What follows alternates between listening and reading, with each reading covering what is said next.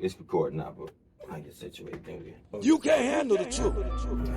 Believe what you believe, man. Say what you say. Just know that I'm not easily swayed. All right.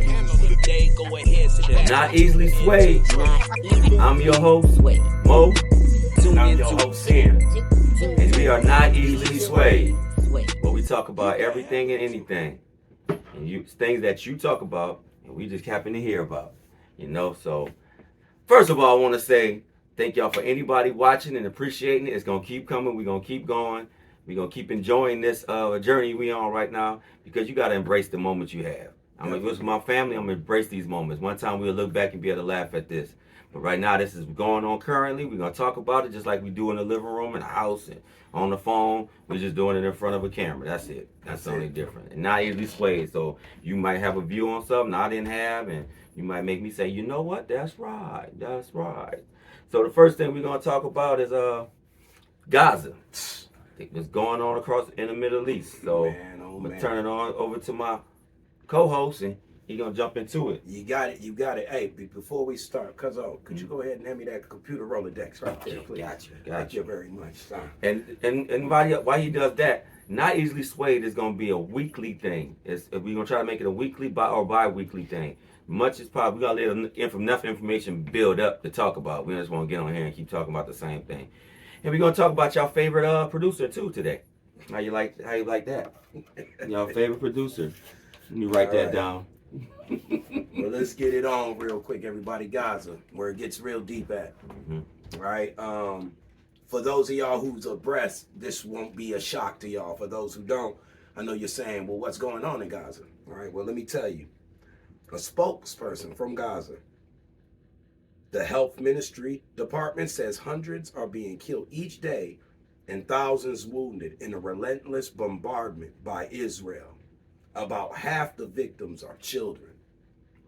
Half the victims are children. Y'all hear this? All right, let's get back to it.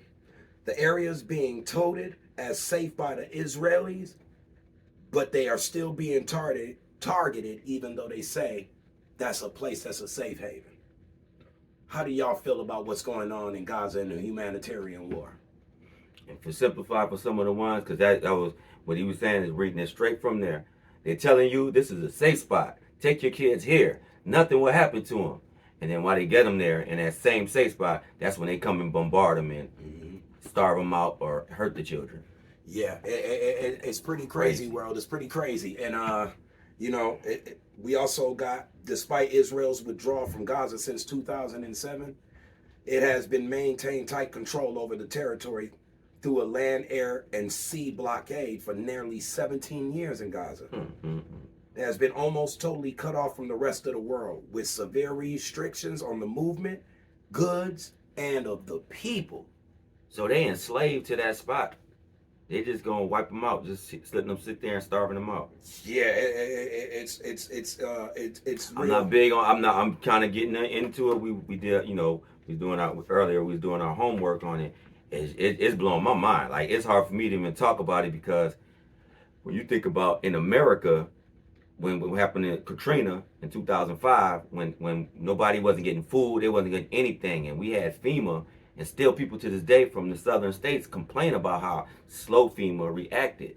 And just to think there's no relief. We're trying to bring relief, but we all know what the word try means, that if we can get over there, we will. Yeah. But if we can't, it's going to be another 3 months.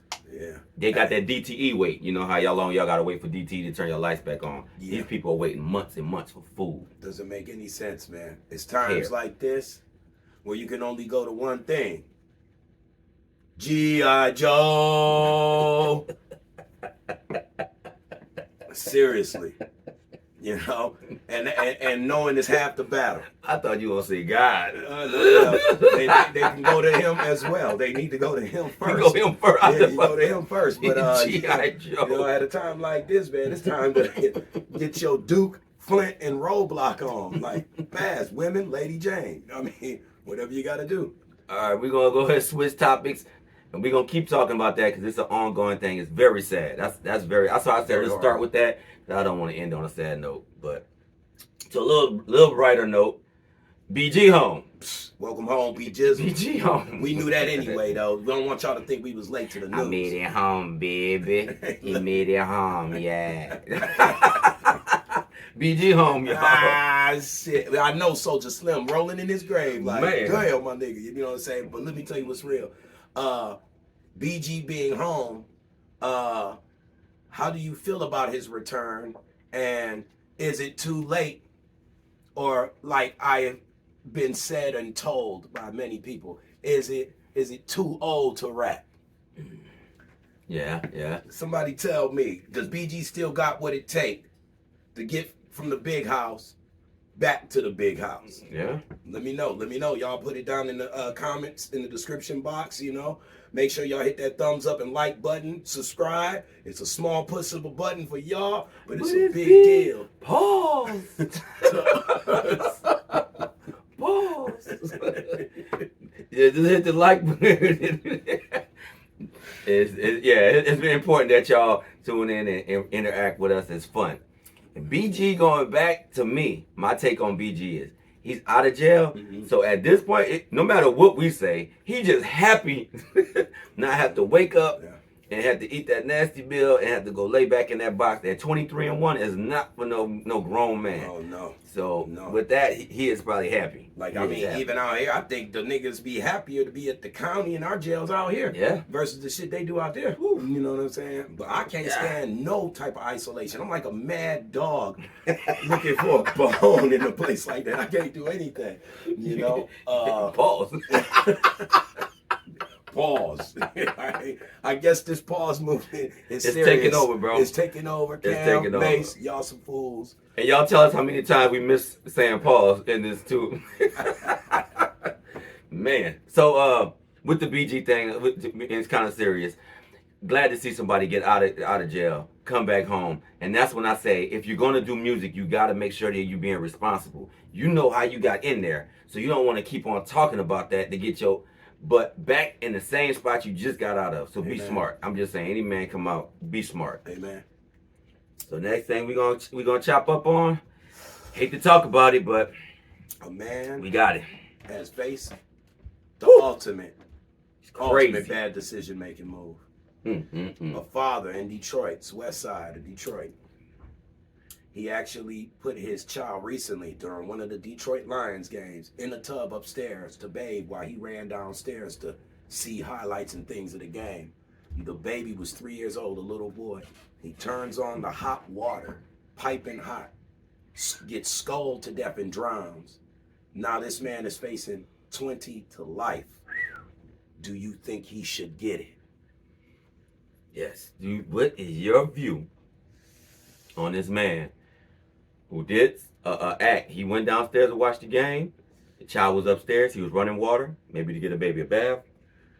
And the water was scalding. Did the baby start the water, or he started the water? He put the water on, apparently to like where it was real low, that when the baby sits down, the ass and all that, the water would raise just a little bit, but nothing too heavy. Okay. Baby done turned the shit on that the water got piping hot, so he's screaming all this time.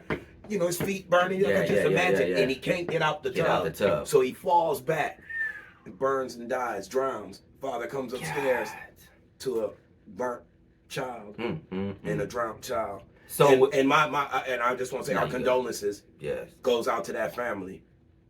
Yeah, and I hope God is with thee. I'm sorry, there's not too much I can even say. I'm at a loss for words for the whole situation. Nobody wins in this.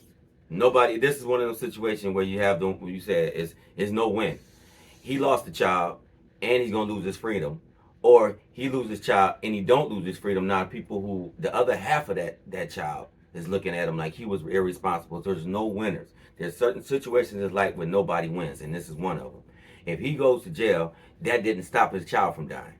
If you don't go to jail, it's gonna bring anger to the other side of the family. But when a man, if that's an accidental, that's why I said who started the water. He said he started the water, went downstairs to watch a game. Now we all done did something where you leave the room and you know something could have happened, but it didn't. Now in this case, it did. But if we got vehicular manslaughter where someone can be driving, hit someone from the back, and someone dies, and there's a car involved. How is that? I guess the only difference is we're talking about two adults as opposed to a child. Yeah. But it's just sad. Like there's no winners. Like you said, my heart goes out to the family that have to live through that. Yeah, it's very both sides. Very touching. And put that man in jail. Me personally, it'd be tough to see him for the rest of his life behind bars, isolated from any sense of therapy. For you to say, hey, that's what he's supposed to get. I mean, it's just my personal view. And like I said, maybe sway me to understand why he should be back there for the rest of his life. I think this man is killing himself right now. Yeah. The ultimate punishment, you know, to not be able to forgive yourself for something like that, you know. But on another note, I gotta be honest, you know, coming as a father, I don't give a fuck what nobody's about to say on this aspect. I would never have left my child alone in no fucking bathtub, no matter what, though. Just me. I'm not judging the man. I'm just speaking on my behalf. I would have never have done that. Just because you don't know. You never know. Kids come up with, they're smart. They're more smarter when they're little than when they grow up and claim to be smarter. You know? So, I don't know, man. It's sad. It's one of those things. It's like, I mean... First of all, if you had to run downstairs, it's kind of like, I'm like, bruh. In my head, I'm thinking, bruh, what's wrong with you? But you probably was thinking, I'm going to run back upstairs. Did the TV go skip out? Did the commercial come on? What made it where you didn't get back upstairs in time before that tragic accident happened? But we're just bringing out things that's like, and not last thing we can talk about. We want to talk a couple more things. Is our buddy, Brother Love. What other names we went by? Diddy, Daddy. Now it's things I listen to, and I'm like, dang, this is crazy. Daddy's house, that's what he's called his studio, Daddy's house.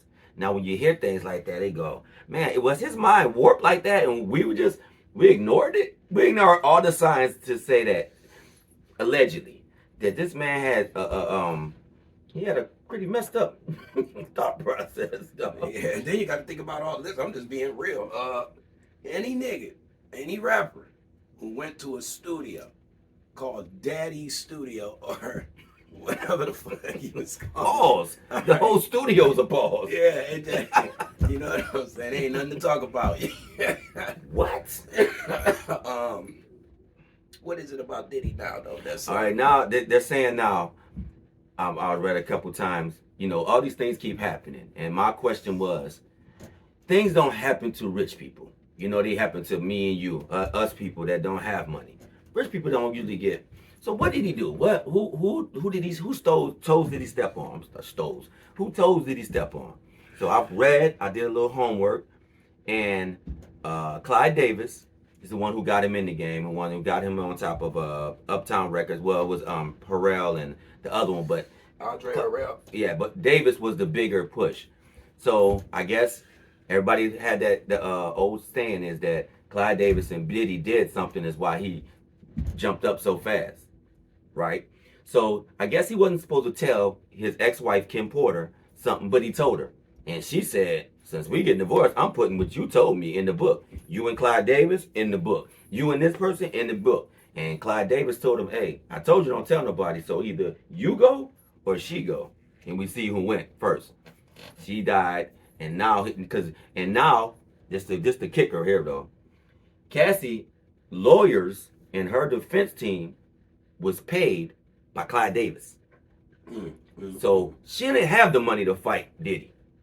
Clyde did. Since you want to do me wrong, now you got to pay the piper, Diddy. And that's where all these accusations are coming. So now the accusations kind of like, are they true or are they false? So what do y'all think? Y'all think Diddy just really that messed up in the head? He really did all these things? Or a whole bunch of people jumping on the bandwagon like, yes, it's Bash Diddy time. Pause. Well, I'm gonna tell y'all like this. When it comes down to that whole situation, sometimes we gotta blame ourselves. Mm-hmm. Because we've been seeing stuff.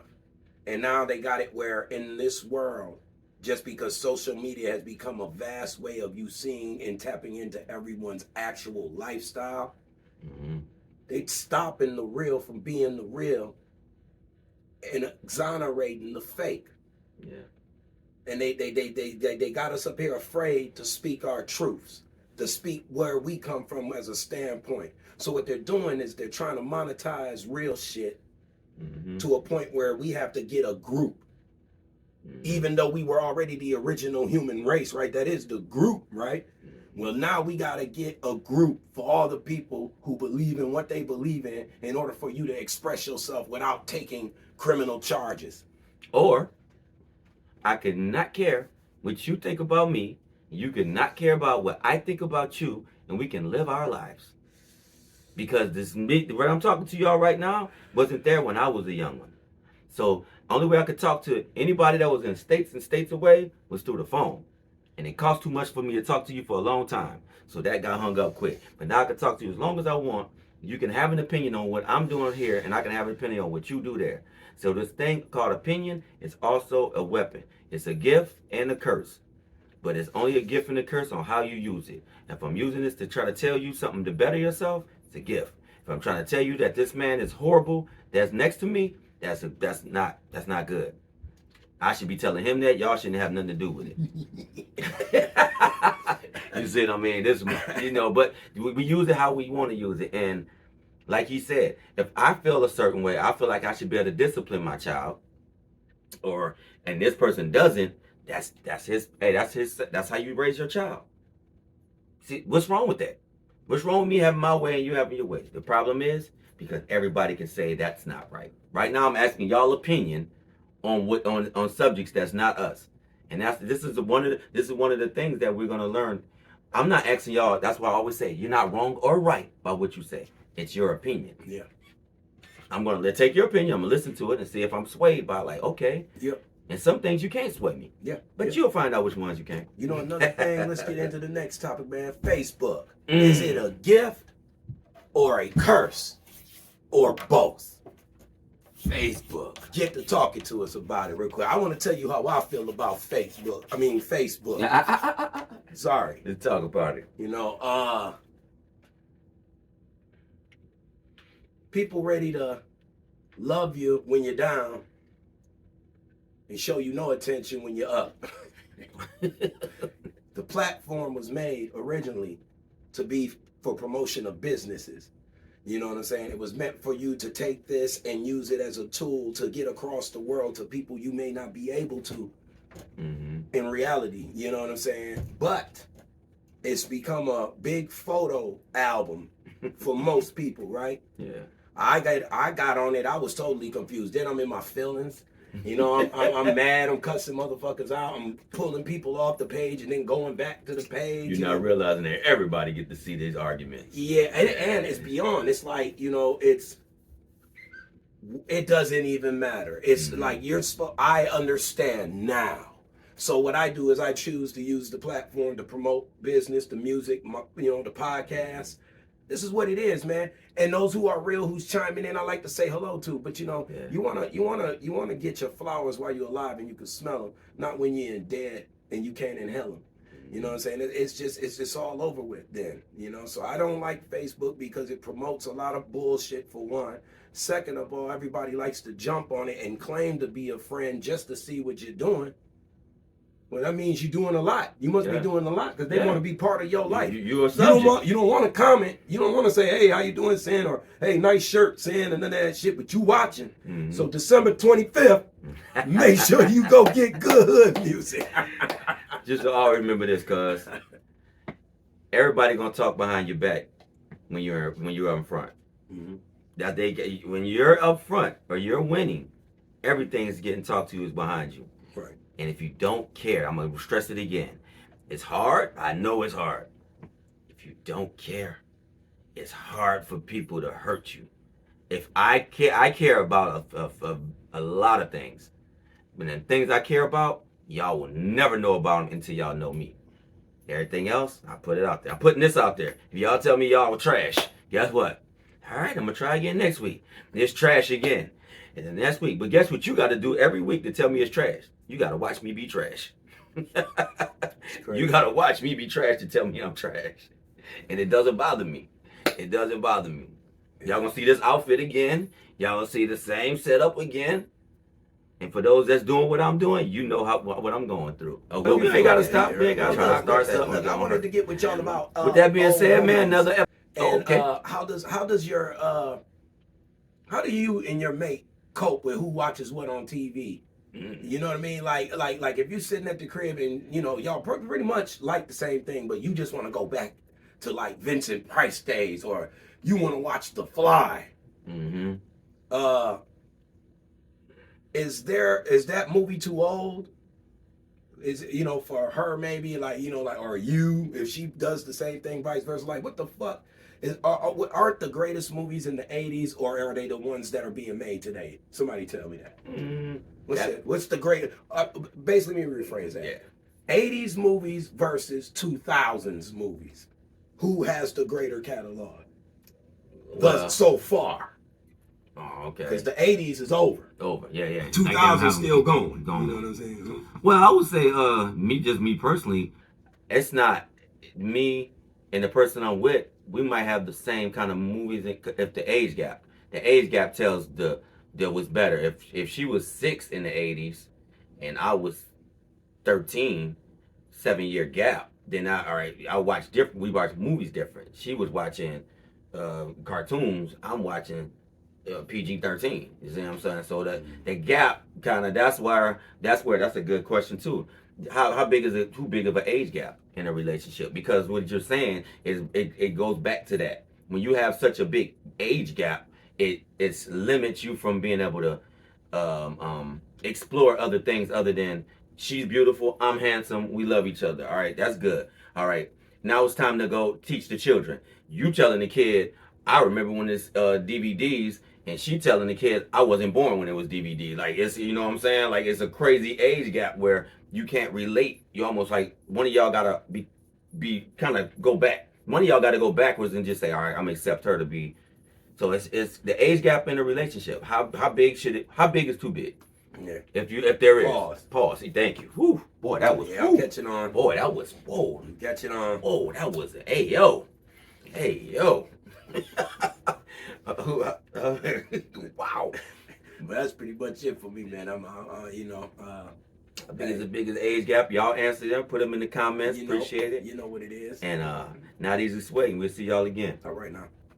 You can't handle the truth. Believe what you believe, man. Say what you say. Just know that I'm not easily swayed.